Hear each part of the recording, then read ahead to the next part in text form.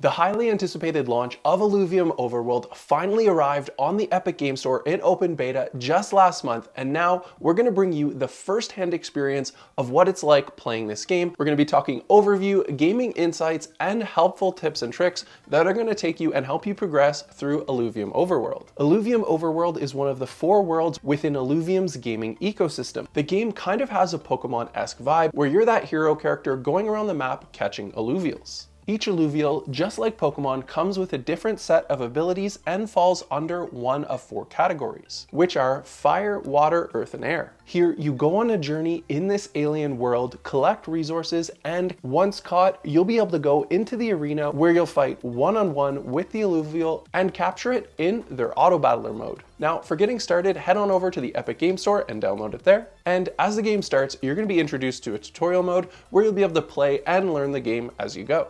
Here, you'll learn controls like gliding, jetpack, and getting around the map. And unlike Illuvium Zero, Overworld is focused on PC play, so you're playing with a keyboard and mouse. As you explore, you can move quickly by sprinting or using a jetpack to hover over and jump to higher places. The map is a crucial tool for finding your way around and locating Illuvials and resources. And by pressing the H key, you'll be able to activate the heat map, and you can use that to find Illuvials and other resources nearby. Your home base in this one is called your Sanctum Mesa, which you can spot through Illuvium's game symbol. You can use this spot to teleport, upgrade your gear, and prepare for further adventures. It's also important to note, as you're playing around, the maps aren't hazard-free. There's things like poisonous water, where if you get in one of those, if you don't heal yourself, you're gonna die. Now, in terms of resources, a huge portion of this game is dedicated to collecting plants and shards. To collect these resources, you need to use a charged shot from your energy rifle and have your drone gather them.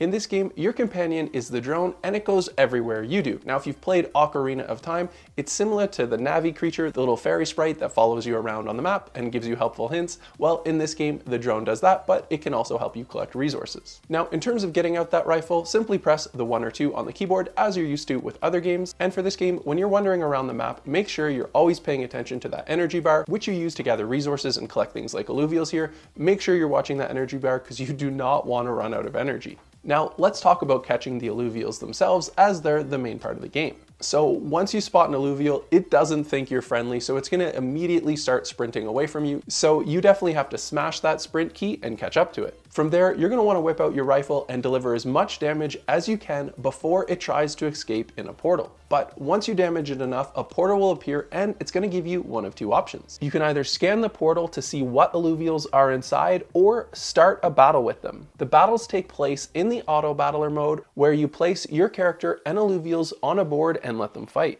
And then if you win the battle, just like in Pokemon, you get the chance to throw your shard at it and try and catch it. So if you're able to catch that Illuvial, it then becomes part of your team and you can use it in future battles. It is important to note that rarity is important when it comes to shards or the Pokeballs for catching the Illuvials. The rarer your resource, the better chance you have of catching that Illuvial. Once you've caught Illuvials, they can be stored either in your inventory for immediate use or in locker storage for later. And you can also fuse 3 Illuvials of the same type to create an even stronger Illuvial. This process, done at the Forge, is a key part of making your team more powerful as you progress through the game. Now, the Forge is where you can update those items you've collected. Now, as for the overall enjoyment of the game, is this one worth playing? As we've seen this thing develop over the past few years, I almost feel like I'm part of it, and it just gives you those nice nostalgic vibes of playing like, that Pokemon style game, but now exploring in the full 3D world instead of on that 2D screen on your Game Boy. The team themselves have done an incredible job with building out the graphics, the fun gameplay, but not only that, the ecosystem behind this game is built for longevity. I don't know how much you've been able to pay attention to Web3 games, but one of the biggest things that'll make or break the game, like we saw unfortunately with Thetan Arena, is the economy.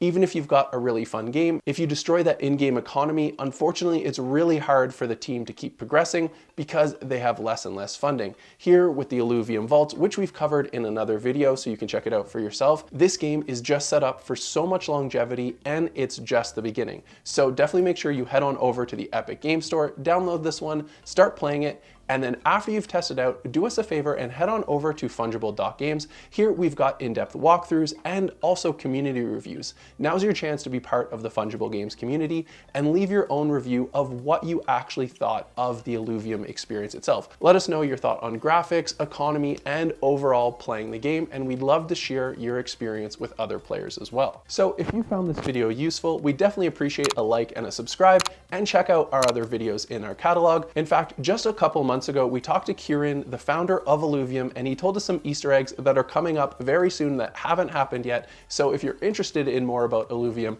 find that video and give it a watch, and we'll see you in the next one.